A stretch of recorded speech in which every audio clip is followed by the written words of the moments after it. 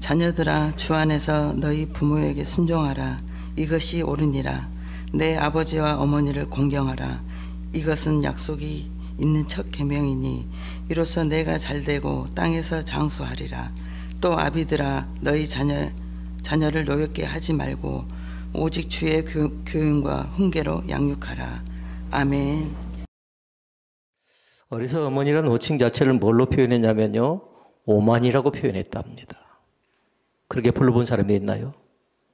뜻을 보니까 다른 것이 아니었습니다. 엄마 뱃속에 10달 동안 있잖아요. 10달 동안 있을 때에 피 자체가 몇 마리 필요한 줄 아십니까? 5마리 필요하답니다. 5말. 5마리 필요하답니다. 그래서 오만이 하는 건 엄마의 정성과 사랑이 담겨져 있는 그런 얘기를 합니다. 선물 가운데 제일 중요한 선물이 현금이었고요. 그 다음에 뭐였냐면요, 상품권을 받기로 했는데 상품권은 여성과 남성 가운데 누가 원했을까요? 우리 서명정수에 보니까 남성들이 상품권을 더 받기로 원했답니다. 그런 그 상품권을 누구에게 주려고 했을까요? 받고 싶은 사람 없나요? 때로는 아내에게, 때로는 자녀들에게 나누고 싶은 건 갈망이 있었던 것 같아요. 그리고 또 있었는데요. 세 번째는 뭐였냐면 많은 대화를 자녀들과 하고 싶다라는 그런 얘기가 나왔고요. 네 번째는 여행을 가고 싶대요. 아버지 어머니가 여행을 가고 싶답니다. 저도 10년 전에 어머니가 하나님 나라로 가셨을 때요, 생각해 봤습니다. 그러면서 어머니가 주고받았던 글이 있더라고요. 쭉 읽어보니까 뭐였냐면 한마디로 욕심 갖고 목회하지 말래요. 욕심 갖고. 그래서 제가 반문했더라고요. 뭐 하냐면 욕심은 갖지 않되 딱 욕심은 한 가지 갖고 싶은데 제 키만큼만 욕심을 갖고 싶다고 했어요. 제 키만큼만. 살다 보니까 욕심이 왜 없을까요? 때로는 교회 성장도 필요하고요. 또 살아가는 성도들이 잘 되어진 것도 필요하고요. 부모의 바람을 보니까 욕심 갖지 않고, 그 다음에 제가 메모했던 건 뭐였냐면요, 서로 상처 주지 말고 상처받지 말자라는 것이 그때 기록했던 내용 가운데 하나였고요. 또 하나는 용서하며 살자라는 거였습니다. 용서하며 살자. 혹시라도 저도 그렇게 생각합니다만 여러분들도 한번 잘 생각해 보시기를 바랍니다. 욕심이 지나치면 그것이 다른 사람에게 아픔을 줄 수도 있고요. 그래서 상처를 너무 오랫동안 많이 갖고 있지요. 그럼 그것이 다른 사람이 오히려 해를 끼치는 그런 경우들도 있습니다. 상처를 잘 극복할 수 있기를 바라고요. 그리고 서로 용서하며 화목한 그런 가운데 아름다운 믿음의 공동체가 되어지기를 주님의 이름으로 부탁을 드립니다. 85세 된 아버지가 계셨습니다. 그리고 42세 된 자녀가 있었습니다. 둘이 주고받습니다. 그래서 둘이 두런두런 앉아서, 아버지와 아들이 두런두런 앉아서 얘기를 나누고 있는데 갑자기 보니까 뭐가 있냐면요, 나무에 우연찮게 까마귀가 앉아 있습니다. 그래서 80이 넘으신 아버지가 묻습니다. 아들에게 저것이 뭐냐고. 그래서 40대인 아들이 뭐라고 했을까요? 아버지, 저건 까마귀라고. 그런데 좀 한 5분 정도 있으니까 또 아버지가 묻습니다. 저 새가 대체 뭐냐고 묻습니다. 그러니까 뭐라고 대답했을까요? 까마귀라고 대답했습니다. 근데 또 무슨 얘기를 나누다 보니까요, 또 물어봅니다. 아들아, 저 새가 대체 뭐냐라고 물어보니까 아들이 뭐라고 대답했을까요? 이제는 까마귀요라고 대답하지 않고 까마귀라니까요라고 대답했습니다. 그러니까 대답 자체가 지금 어쩝니까? 조금 퉁명스럽게 지금 대답이 가고 있는 겁니다.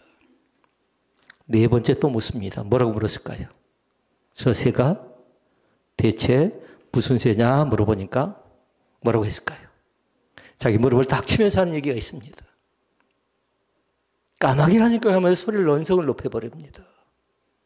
근데 아버지가 거기서 그치지 않습니다. 또 조금 있다가 묻습니다. 뭐라고 묻냐면 저 새가 대체 뭐냐라고 물었습니다. 그때 아들이 뭐라고 대답한 줄 아십니까? 뭐라고 했을까요? 아들과 딸이 한번 대답해 보시렵니까? 그런데 그 책에서는 그렇게 기록을 해놨습니다. 아직까지도 아들은 대답을 하지 않고 있답니다. 무슨 말인 줄 아십니까? 짜증이 나니까, 속상하니까 아버지에게 전에는 까마귀라고 대답했지만 그러나 이제는 대답할 가치가 없다라는 겁니다. 그런 시간이 좀 흘렀습니다. 며칠 뒤에 아버지와 또 아들이 만났습니다. 그러면서 아버지가 아들에게 얘기합니다. 여기 옛날에 일기장, 너 컸을 때에 아빠가 기록한 일기장이 있는데 그것을 한번 읽어보자 라고 하면서 글을 쭉 보여줍니다. 그러면서 얘기하기를 뭐라고 하냐면요. 그 글은 내가 좀 서툴지만 내가 좀 부족하지만 글을 기록해 놓은 건데 네가 한번 읽어보라고 하면서 쭉 글을 읽어보니까 그 일기장 속에서 그런 내용이 나옵니다. 이제 반대가 됐어요. 반대. 아들이 꼬마일 때 그리고 아버지가 40대 때 아들과 주고받았던 대화인데 뭐냐면 또 나무 위에 어떤 새가 놓여 있는데 묻습니다. 아들이 묻습니다. 아버지에게. 아빠 저 새가 뭡니까? 라고 물어보니까 아버지가 얘기합니다. 뭐라고요? 까마귀라고. 근데 아들이 또 묻습니다. 잃어버리고 나서 또 묻습니다. 아빠 저 새가 무엇입니까? 물으니까 아버지는 까마귀라고. 시간이 없으니까 계속 얘기를 못 합니다. 5번, 6번, 7번 쭉 물었는데 아빠는 뭐라고 했을까요? 아들은 몇 번째 그쳤지요? 5번째 침묵으로 일관했지만 아버지는 계속적으로 물었을 때에 연거품 몇 번을 물었냐고 몇 번을 물었나 기록이 되어졌는데요. 23번을 연거품 묻더랍니다. 23번을. 근데 그때가 때마다 아버지가 아들에게 대답해 준 건 뭐냐면 저건 까마귀다 하러 가면서 가르쳐 주고 그것을 계속해서 심어 주었습니다. 이것이 바로 자녀와 부모의 다른 점인 것 같아요. 그래서 제가 말씀 제목을 그렇게 기록했습니다. 주님 안에서 순종하고 복종하라. 믿습니까? 주님 안에서 순종하고 복종하는 귀한 은혜가 우리 가운데 넘쳐날 수 있기를 바랍니다. 요즘 세대에 관계된 얘기가 하나 있었습니다. 이미 여러분들 알고 계시고요. 이미 좀 지난 얘기입니다만 시어머니가 우연히 아들과 며느리가 대화하는 내용을 듣습니다. 한 집에서 일어났던 일이에요. 이 시어머니가 아들과 며느리가 무슨 얘기를 한가 보니까요. 묻습니다. 이 며느리가 뭐라고 말하냐면 이 세상에서 제일 누가 좋으냐고 물어보니까요. 그 아들이 그렇게 얘기합니다. 당신이래 당신. 부인을 가리켜서. 그러면서 또 묻습니다. 그 다음은 누구냐고 물어보니까 아들이 2번째래요. 그 다음에 물으니까 또 뭐라고 할까요? 딸이 3번째고 또 나옵니다. 뭐라고 얘기하냐면 4번째는 누구냐고 물어보니까 당신을 낳아준 장모님이라고 얘기합니다. 5번째 누군 줄 아십니까? 5번째 강아지랍니다. 이 얘기를 듣고 있는 이 시어머니가 자기는 언제 나온가 궁금했는데 자기는 나오지 않습니다. 자기는. 그러고 나서 이 시어머니가 나중에 애출을 할 때요. 그렇게 얘기합니다.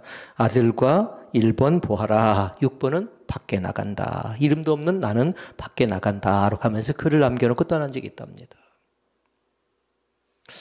저는 이 글을 읽고서 이 세대를 잘 표현한 글이 아니겠느냐라는 생각을 합니다. 강아지가 5번 들어갔는데 이분은 자기 이름은 시어머니는 들어가지 않습니다. 자기 이름은. 어버이주일 맞이해서 우리 한번 생각해 보도록 하십시다. 어제 제가 결혼식을 다녀왔는데요. 결혼식 때 제가 축의금을 한번 실수한 적이 있습니다. 보통 얼마 보낸가요? 보통 10만 원 정도 축의금을 한 것 같아요. 근데 저는 축의금을 10만 원 보낸다는 거 10,000원만 보내고 말아버리더라고요. 잘못해서. 그러니까 나중에 10만 원 더 채워서 보내서 11만 원 축의금을 한 적이 있습니다. 그런데 반대로 누군가 저에게 축금을 하는데 1만 원만 보냈다면 그 사람을 어떻게 할까요? 확인을 해야 될까요? 어째야 될까요? 어제 이 논쟁이 벌어지는데요. 어떤 사람은 그렇게 얘기합니다. 얘기를 해야 된다. 그렇지 않으면 그럴 만한 사정이 있었겠다 하면서 웃고 넘어갈 일이다. 이렇게도 얘기합니다. 흔히 할 수 있는 실수이지만요. 흔히 일부러 그런 건 아닌데 실수할 수 있겠지만요. 그러나 부모 자식 간에 실수하게 되면요. 여러 가지로 오래 남는답니다. 자녀는 부모에 대해서 오래 남는데요. 부모는 자녀에 대해서 그렇게 오래 남지는 않는답니다. 자녀는 그것이 한이 될 수가 있고요. 그것이 아픔이 될 수가 있고요. 그것이 상처가 될 수가 있답니다. 지금 세대가 바뀌어서 그렇습니다만 전에는 어떻게 했습니까? 다 가르칠 수가 없었습니다. 자녀가 많다 보니까요. 또 더군다나 남자 선호 사상이 있어서요. 남성들은 가르쳤지만 여성들은 가르치지 못한 세대가 부모들 세대였습니다. 배우지 못하고 그러다 보니까 부모에 대해서 한이었죠. 배우고 싶어서 배우기를 원하는데 자녀들 때문에 경제적 여건 때문에 가르치지 못해서 때로는 일찍 직장 생활을 해야 됐고 그 아픔들이 다 있었습니다. 그래서 엄마에 대한 아빠에 대한 그런 이 아쉬움들이 꼭 남는데요. 그러나 잘 기억할 건 뭐냐면 부모님은 그것 자체에 대해서 굉장히 큰 아픔을 갖고 있지만 그러나 우리도 마찬가지로 얼른 그것을 이해하고요. 극복하면서 승리하는 귀한 은혜가 우리 가운데 있어지기를 원합니다. 부모 환경에 관계된 말씀들을 쭉 조사해 놓은 걸 봤습니다. 65세 이상 어르신들 상대로 조사를 해놨는데요. 노인들이 가장 말하기 싫어하는 것 3가지가 있었습니다. 노인들이. 저는 약을 먹습니다. 고혈압 약을 먹습니다. 근데 우리 아버지는 약을 먹지 않습니다. 건강하니까 얼마나 감사한가요? 그런데 뭐냐면요. 안 아프신 곳이 없을 것 같아요.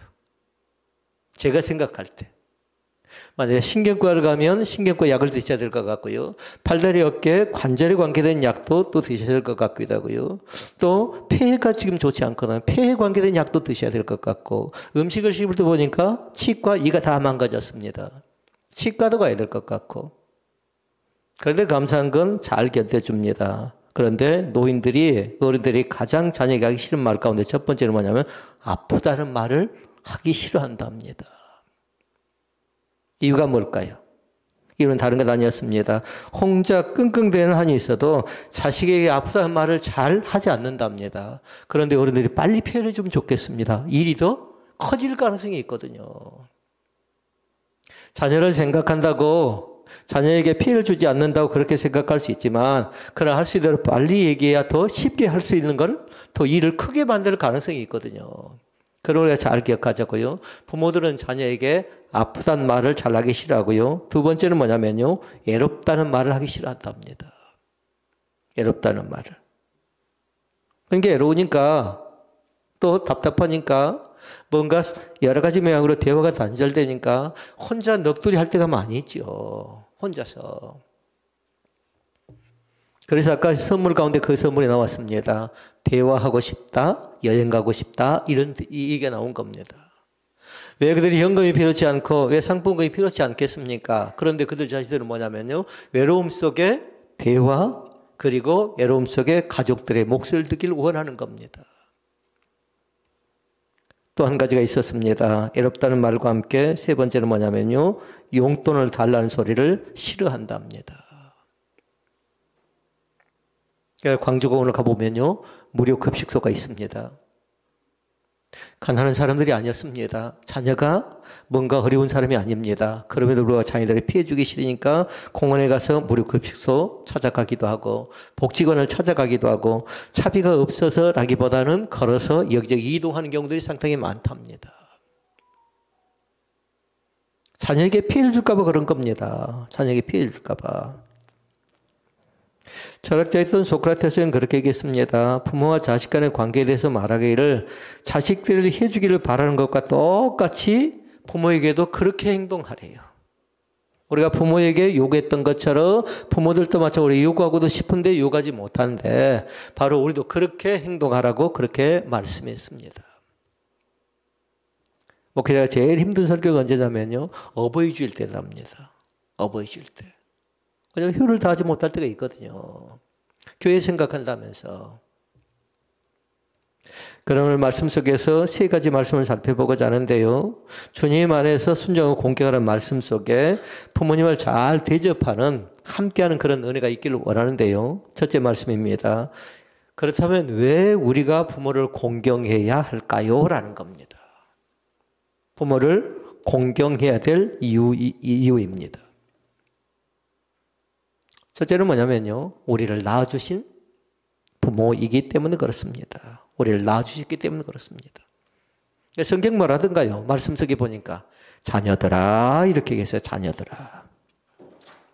한마디로 얘기하면 자식들이 아니면 효도를 할 필요가 없답니다. 그러나 자식이라면 부모에게 마땅히 효를 다하는데 잠언 23장 22절에 나와 있어요.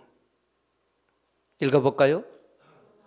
너 낳은 아비에게 청종하고 내 늙은 어미를 경히 여기지 말지어다 라고 얘기합니다.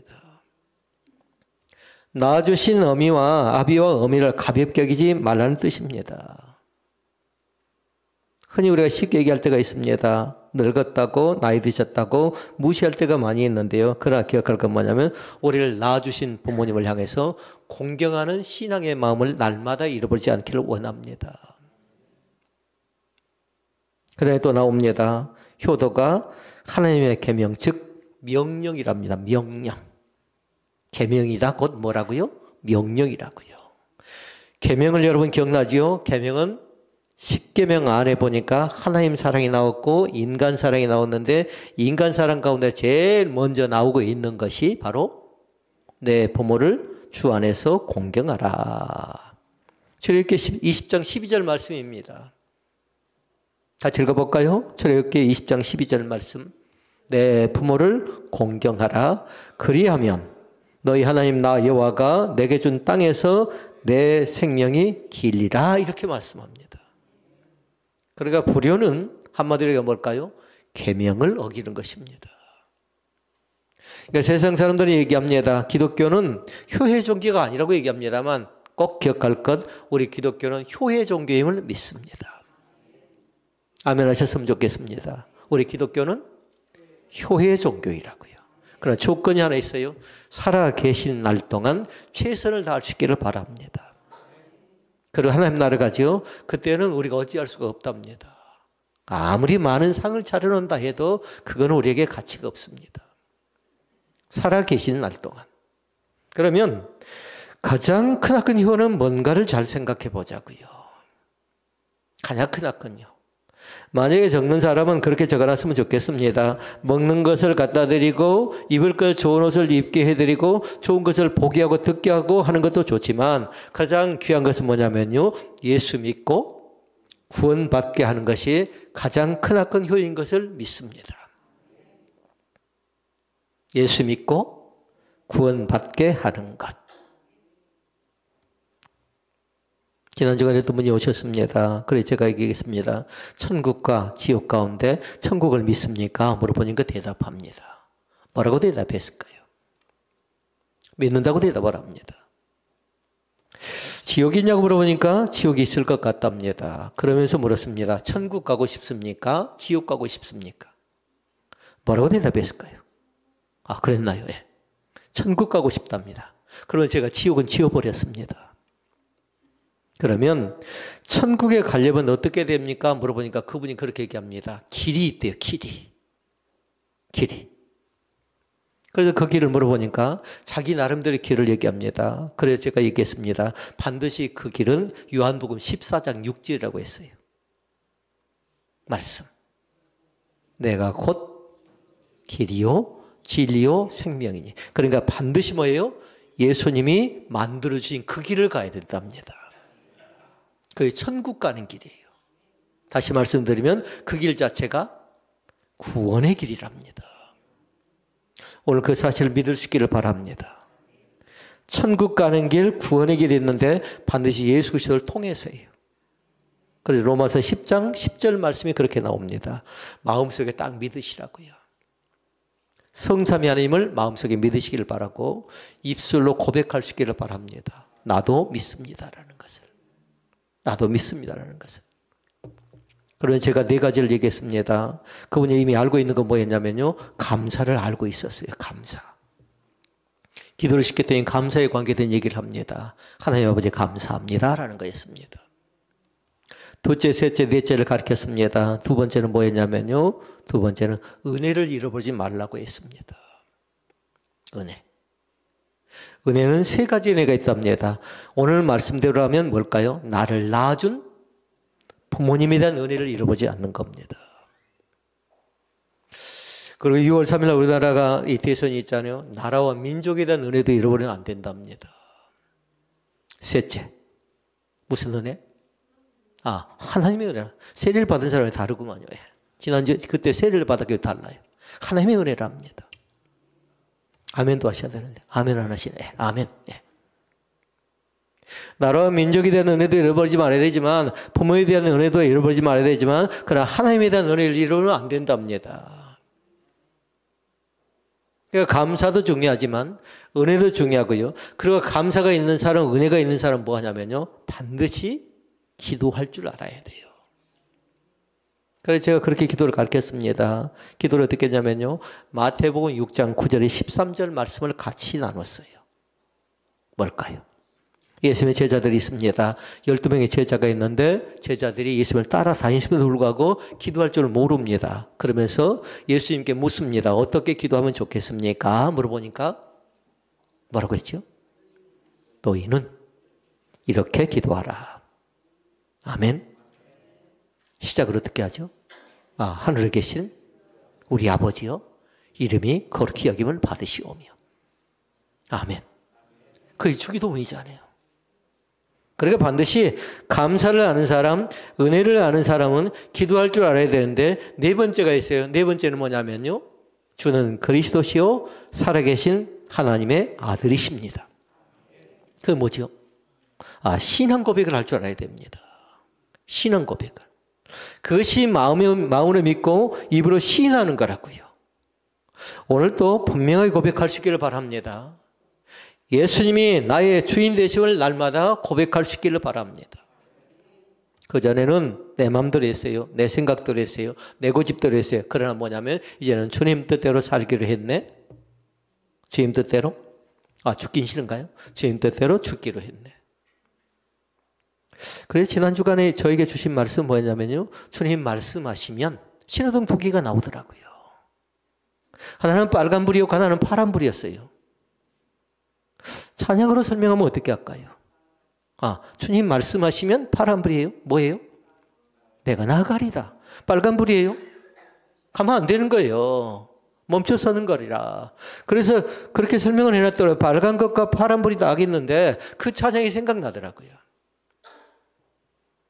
오늘 기억할 수 있게 바랍니다. 주님이 나에게 말씀하시면 즉각적으로 순종하고 즉각적으로 헌신할 수 있기를 바랍니다. 미루면 안 돼요. 미루면 기회가 없을지도 모릅니다. 반드시 우리에게 주신 기회를요. 하나님을 기쁘게 하는데 쓰임받는 그런 믿음의 사람들이 다 되시기를 주의 이름으로 부탁을 드립니다. 말씀 속에 그렇게 얘기합니다. 신명기 5장 16절 얘기합니다. 같이 읽어볼까요? 나는 너희 하나님 여호와의 명한 대로 내 부모를 공경하라. 아멘. 그리함이 나옵니다. 그리함이 나오면 어떻게 하라고 했죠? 동그라미 다 켜놓으시고 뒤에는 하나님께 나에게 베푸는 축복의 약속의 말씀이에요. 뭐라고 하죠?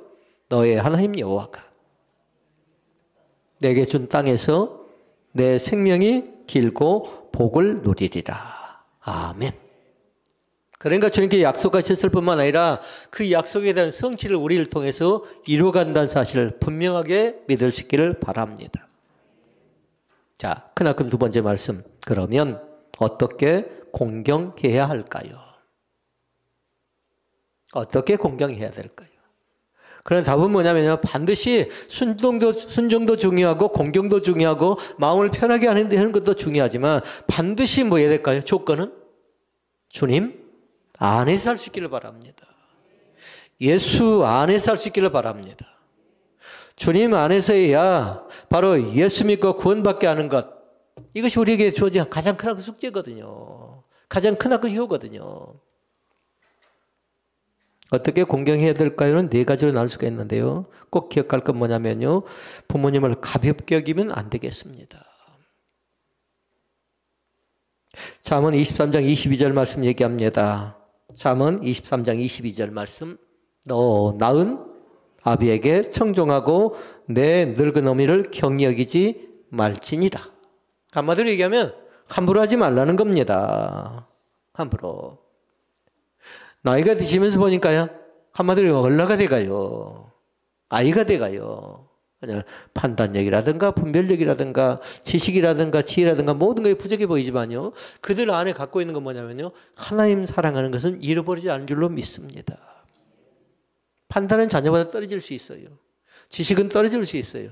그러나 그분들의 손때 묻은 성경이 있었거든요. 그분들이 드렸던 기도가 있었거든요. 그분들의 땀방울과 눈물이 있었거든요. 그것 때문에 지금 우리가 이곳까지 여기에서 앉아서 예배드리고 있는 줄로 믿습니다.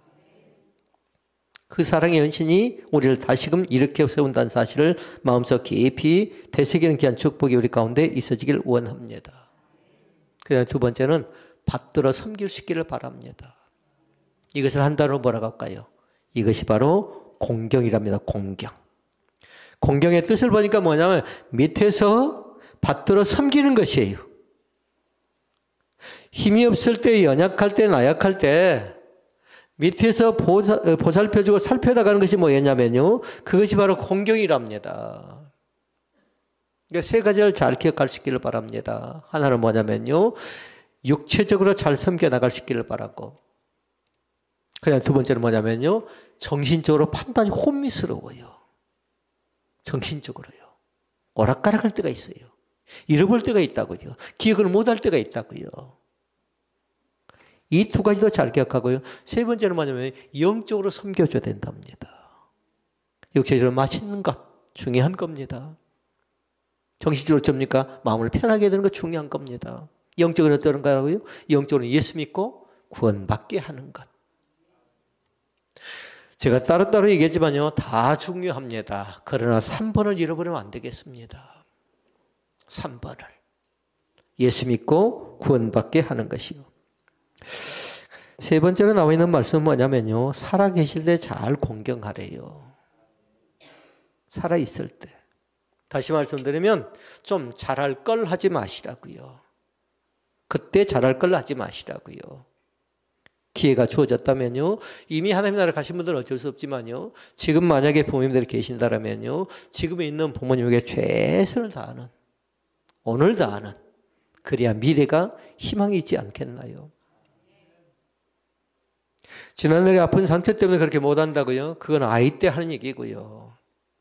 왜 나에게 그랬냐고 탓하는 건요. 아이 때 하는 것이고 어린이 된 지금 나는 뭐 할까요? 열심히 개척하면 돼요. 다른 사람들도 그렇게 해왔거든요. 살아계실 때 잘 공경하고요. 그 다음에 또 한 가지가 있습니다. 주님 안에서 순종할 수 있기를 바랍니다. 이것이 핵심이지 않겠나요? 오늘 본문에 얘기하죠. 자녀들아 너희 부모를 주 안에서 순종하라.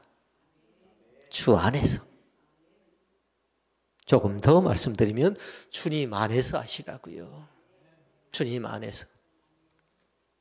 다시 말씀드리면 주님의 사랑으로 부모를 공경하는 겁니다. 주님의 사랑으로 복종하는 겁니다. 오늘 말씀이 어떤 사람이 위로가 될 수 있기를 바랐고 어떤 사람이 또 때로는 아픔이 될 수도 있습니다. 어떤 사람은 또 헌신 다짐도 될 수 있습니다. 그런데 결론적인 말씀입니다. 부모를 공경하는 자에게 하나님이 주신 복이 있답니다. 두 가지의 복. 하나는 뭘까요? 내가 잘 된대요. 아멘. 누가 잘 된다고요? 부모를 공경하는 내가 잘 된답니다. 그리고 또 하나가 나와 있습니다. 뭐였죠? 땅에서 장수하는 복을 주신답니다. 오늘 사랑하는 성도 여러분, 건강하게 행복하게 살아갈 수 있기를 바랍니다. 오늘 말씀 속에서 우리를 낳아주신 부모를 소중히 여기고 마땅히 하나님께 영광을 돌려드리는 복 있는 사람들이 되시기를 주님의 이름으로 부탁을 드립니다. 기도하시겠습니다.